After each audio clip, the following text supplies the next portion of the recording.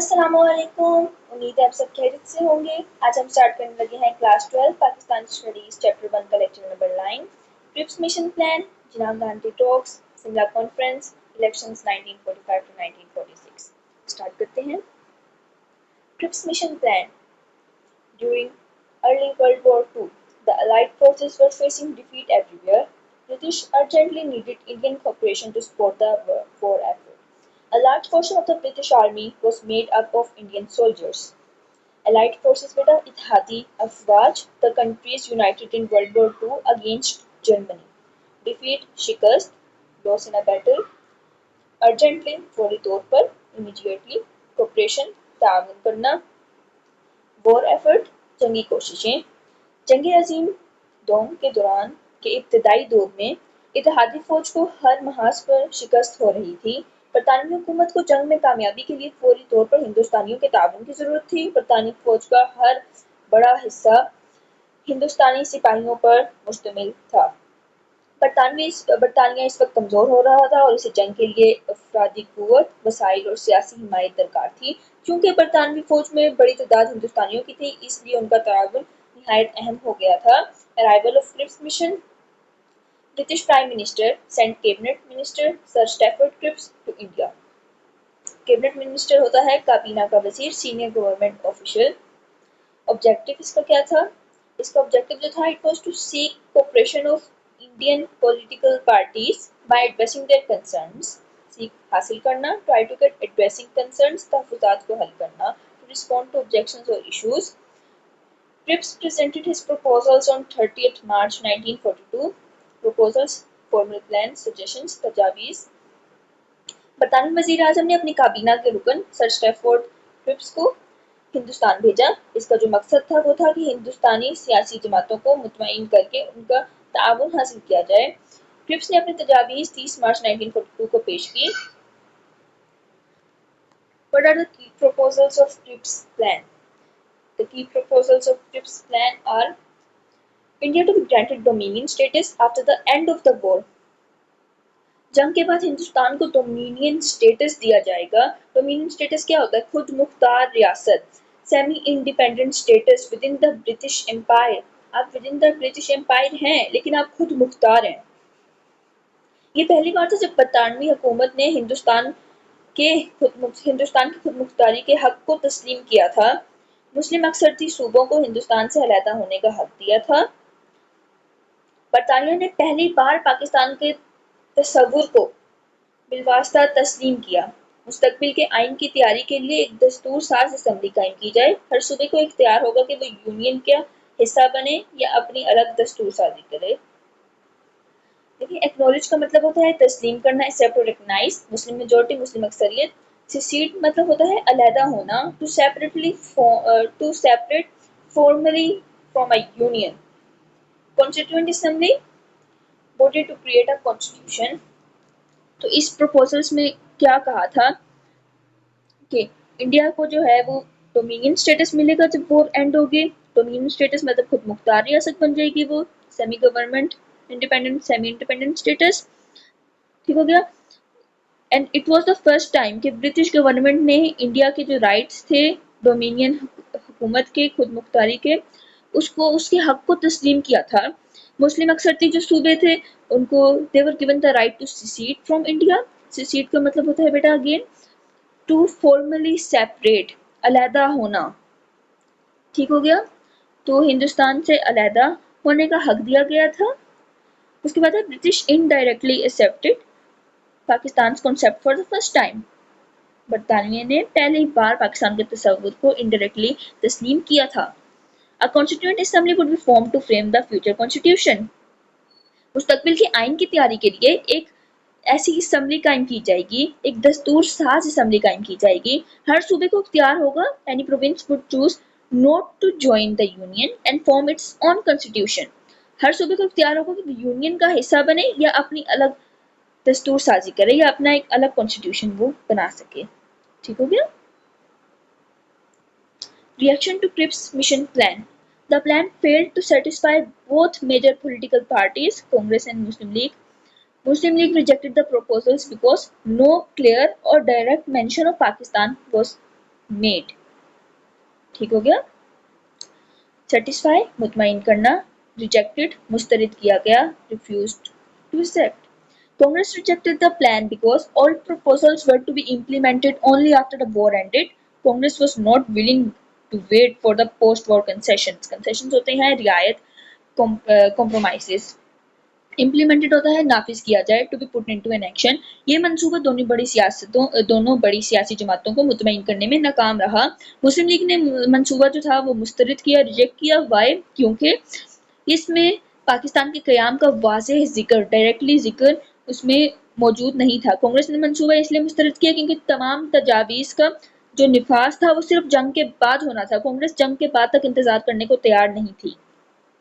ठीक हो गया। Gandhi Jinnah talks 1944 background. By 1944, Muslims had approved a demand for Pakistan. They were actively struggling for separate homeland. Approved का मतलब होता है मंजूरी दी गई, मोक्ड मजाक उड़ाना। 1944 तक मुसलमान पाकिस्तान के मुतालबे की मंजूरी दे चुके थे। वो एक अलग वतन के लिए सरगर्मी से जद्दोजहद कर रहे थे। बरतानिया और कांग्रेस जो 1940 में इस मुतालबे का मजाक उड़ाते थे, मोक्ड मजाक उड़ाना, अब उसे संजीदगी से लेने लगे थे। कैद से रिहाई के बाद गांधी साहब ने कायद-ए-आज़म से मुलाकात की ख्वाहिश जाहिर की थी। पाकिस्तान का तसव्वुर जो था वो अब सिर्फ ख्वाब न रहा था बल्कि एक सियासी हकीकत बन चुका था जिसे बरतानिया और कांग्रेस दोनों नजरअंदाज नहीं कर सके थे। After his release from jail, बेटा कैद से रिहाई के बाद, जेल से रिहाई के बाद जो गांधी साहब थे, he expressed his desire to meet, ख्वाहिश जाहिर की उन्होंने कायद-ए-आज़म से मिलने की। Details and outcomes of the talk. Talks were held in September 1944 at Quaid-e-Azam's residence. Gandhi proposed that Muslim League should first support Congress in expelling the British. The partition issue would be considered afterward. Expelling का मतलब होता है निकालना, forcibly removing. Partition तकसीम। ठीक हो गया। तो ये मुज़ाकरात सितंबर 1944 में कायद-ए-आज़म की रिहाइशगाह पर हुए। गांधी साहब ने तजवीज़ दी कि मुस्लिम लीग पहले कांग्रेस का साथ देकर बरतानवी हुकूमत को निकालने में मदद करें, तकसीम का मसला बाद में तय किया जाएगा। कायद-ए-आज़म ने तजवीज़ जो थी वो मुस्तरद की, प्रपोजल तजवीज़, रिजेक्टेड मुस्तरद एंड डिमांडेड, और मुतालबा किया कि कांग्रेस पहले हिंदुस्तान की तकसीम को तस्लीम करे, पार्टीशन को वो एक्सेप्ट करे कांग्रेस पहले। The Gandhi Jinnah talks ended in complete failure, मुज़ाकरात मुकम्मल नाकामी से दो चार हुए। ठीक हो गया, नाकाम हुए मतलब मुज़ाकरात जो थे। Shimla conference 1945 background. In May 1945, World War II was nearing its end. The government released all Congress leaders imprisoned since 1942 due to their opposition to war. Viceroy Lord Wavell proposed reforms in the Executive Council, except for the Commander-in-Chief. All members would be Indian. Reforms होता है इस्लाहात, changes for improvement. Executive Council, governing body. Commander-in-Chief बेटा एक top military official होते हैं, एक rank है ये। तो मई 1945 में जब जंग अज़ीम खत्म होने के करीब थी तो हुकूमत ने तमाम कांग्रेसी रहनुमाओं को रिहा कर दिया जो 1942 से कैद में थे। वाइसरॉय लॉर्ड वेवल ने एग्जीक्यूटिव काउंसिल में इस्लाहात की, रिफॉर्म्स की तजवीज़ दी। सिवाय कमांडर इन चीफ के तमाम अरकान जो थे, जितने भी मेंबर्स थे, वो सारे हिंदुस्तानी होंगे, इंडियंस होंगे। ठीक हो गया। ये जो कॉन्फ्रेंस थी, ये हिंदुस्तान को मज़ीद इख्तियारात देने की एक कोशिश थी ताकि बरतानिया को नरम सियासी निज़ामत का सामना ना करना पड़े। उसके बाद थी Shimla conference, events and outcomes. जून 1945 में लॉर्ड वेवल जो थे, he convened an all parties conference in Shimla. Representatives of all major political parties were invited. Qaid-e-Azam asserted Muslim League was the only representative of Muslims if it had the sole right to nominate Muslims for the Viceroy's Council. Congress rejected this stance. As a result, the Simla Conference failed. Viceroy announced fresh elections would be held. Asserted का मतलब होता है बेटा दावा करना, declared firmly, sole वाहिद, nominate नामजद करना, propose someone officially. जून 1945 में लॉर्ड वेवल ने शिमला में ऑल पार्टीज कॉन्फ्रेंस बुलाई। तमाम बड़ी सियासी जमातों के नुमाइंदों को दावत दी गई। कायद आज़म ने दावा किया कि मुस्लिम लीग ही मुसलमानों की वाहिद नुमाइंदा जमात है। वाइसरॉय की काउंसिल में मुस्लिम अरकान की नामजदगी मतलब उनको नॉमिनेट करना जो उसका हक है ना वो सिर्फ मुस्लिम लीग को है। कांग्रेस ने इस दावे को मानने से इनकार कर दिया। इसके नतीजे में शिमला कॉन्फ्रेंस जो थी वो नाकाम हुई। ये कॉन्फ्रेंस इसलिए नाकाम हुई कि कांग्रेस मुसलमानों की वाहिद नुमाइंदा जमात के तौर पर मुस्लिम लीग को तस्लीम करने को तैयार ना थी।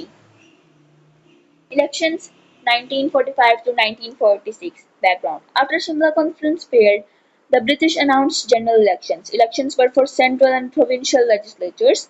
Muslim League contested elections with clear objectives to achieve a separate and independent homeland Pakistan, to prove itself as the sole voice of Indian Muslims.